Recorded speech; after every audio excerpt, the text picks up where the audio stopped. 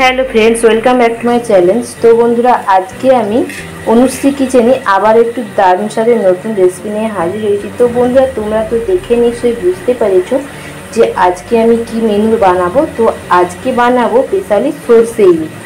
तो बंधुरा तोमादेर कादेर कादेर सर्षे इलिश खेते भालो लागे तो अवश्यई कमेंटे जानियो और भालो लागले लाइक कमेंट शेयर करो बंधुरा। और यूट्यूब थाकले देखे थाकले चैनलटा सबस्क्राइब करे निओ, फेसबुकेर पेज थाकले पेजटी फलो करे निओ बंधुरा। तो ये सर्षे इलिशटा किन्तु असाधारण दारुण खेते हय बंधुरा। तोमरा अवश्यई किन्तु रेसिपिटी एकबार देखे बाड़ीते ट्राई करो। असाधारण एक रेसिपि तोमादेर साथे शेयर करब। तो के के सर्षे इलिश अवश्यई खेते पसंद करो अवश्यई किन्तु कमेंटे जानियो। तो बंधुरा एखाने किन्तु आमि सर्षे इलिश बानिये नेওয়ার জন্য किन्तु 6 पिस इलिश माछ निয়েছি बंधुरा। तो इलिशटार मধ্যে किन्तु आमि एखाने लवण और हलुद माखिয়ে রেখেছি। तो এটা কিন্তু लवण हलुदटा किन्तु 10 থেকে 20 मिनट मतो এটা আমি মাখিয়ে রেখে দেব। সেই জন্য আগে থেকেই মাখিয়ে রেখেছি। তো এখানে আমার 20 মিনিট মতো এটা মাছটা লবণ হলুদে মাখিয়ে রাখার পর এটা কিন্তু আমি রান্না করব। তো চলুন বন্ধুরা এই সরষে ইলিশটা আমি কিভাবে বানাই দেখে নিই চলো। তো বন্ধুরা এখানে আমি এবার সরষে ইলিশটা কিভাবে বানাই তোমরা দেখতে থাকো ভিডিওটা প্রথম থেকে শেষ অবধি। তো বন্ধুরা এখানে আমি একটা কড়াই বসিয়ে দিয়েছি, তার মধ্যে আমি প্রথমে সরিষার তেল দিয়ে দেব।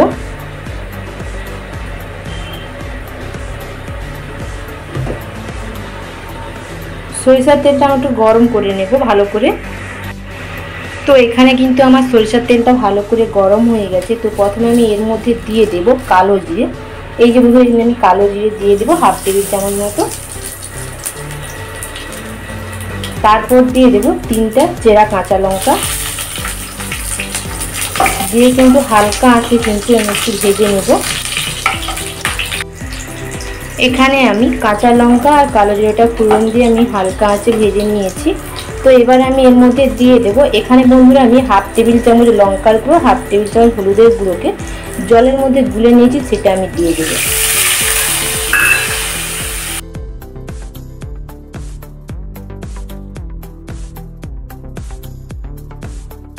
তো এবার আমি এখানে পরিমাণ মতো জল দিয়ে দেব।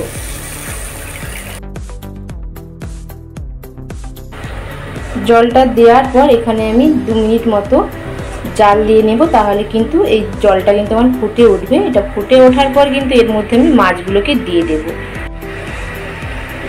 তো বন্ধুরা এখানে কিন্তু আমার 2 মিনিট মতো হয়ে গেছে, এটা কিন্তু ফুটে উঠে গেছে। তো এবার আমি এর মধ্যে কিন্তু মাছগুলোকে আমি দিয়ে দেব। লবণ হলুদ মাখিয়ে রাখা যে ইলিশ মাছগুলো সেগুলো কিন্তু আমি দিয়ে দেব। তো বন্ধুরা এইভাবে করে তোমরা একবার ইলিশ সরষে ইলিশ বানিয়ে খেয়ে দেখো, খুবই ভালো হয় বন্ধুরা খেতে। তো অবশ্যই বাড়িতে ট্রাই করো আর ভালো লাগলে অবশ্যই লাইক কমেন্ট শেয়ার করো।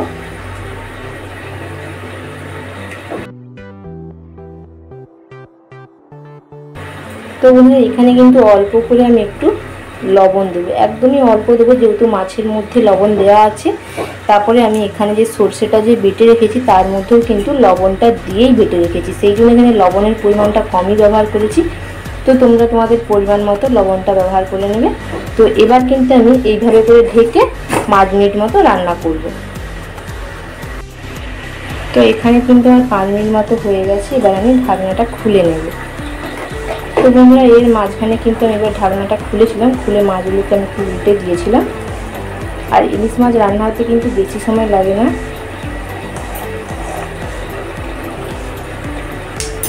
তো এবার এখানে আমি সরষে আর কাঁচা লঙ্কার পেস্টটা দেব। তো বন্ধুরা আমি সরষেটা কাঁচা লঙ্কাটা বেটে নিয়ে কিন্তু এটা আমি একটা ছেঁকনির সাহায্যে ছেঁকে নিচ্ছি যাতে না কোনো খসা থাকে।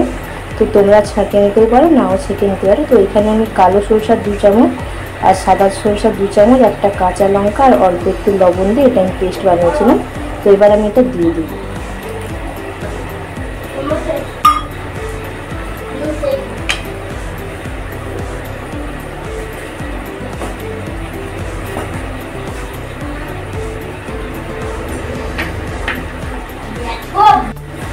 তো আর এখানে আমি দিয়ে দেবো 3টা কাঁচা লঙ্কা চেরা। দেওয়ার পর আবারও আমি একটু ঢাকা দিয়ে দেব। আবার আমি ঢাকা দিয়ে 5 মিনিট মতো রান্না করে নিলেই কিন্তু আমার এখানে সরষে ইলিশটা একদম পারফেক্টভাবে রেডি হয়ে যাবে। এখানে আমার আরও 5 মিনিট হয়ে গেছে, এবার আমি ঢাকনাটা খুলে নেব। তো দেখুন বন্ধুরা কত সুন্দর হয়েছে।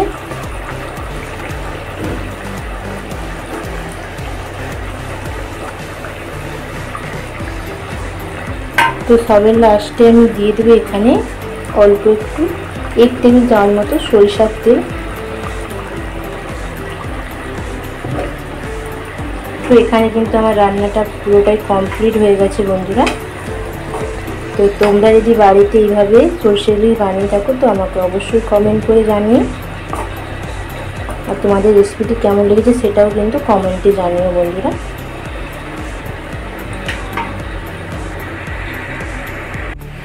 তো বন্ধুরা এখানে কিন্তু আমার রান্নাটা একদমই পারফেক্টভাবে রেডি হয়ে গেছে। দেখো বন্ধুরা কত সুন্দর হয়েছে। তো তোমাদের যদি ভালো লাগে অবশ্যই লাইক কমেন্ট শেয়ার করো, আর অবশ্যই ভিডিওটি শেষ অবধি দেখার জন্য অনুরোধ রইল। আর যারা আমার চ্যানেলটি সাবস্ক্রাইব করে তাদেরকে অসংখ্য ধন্যবাদ রইল, আর যারা করেনি তাদের কাছে অনুরোধ রইল চ্যানেলটা সাবস্ক্রাইব করে পাশ থাকার জন্য। তো তোমাদেরকে তবে আরও দারুণ দারুণ নতুন রেসিপি দেখাতে সাহায্য করবো। তো বন্ধুরা যদি আমার ভিডিওটা অবশ্যই লাইক করুন। তো আজকের মতো এখানে ভিডিওটি শেষ করছি, আবার দেখা হচ্ছে পরবর্তী কোনো নতুন ভিডিও নিয়ে।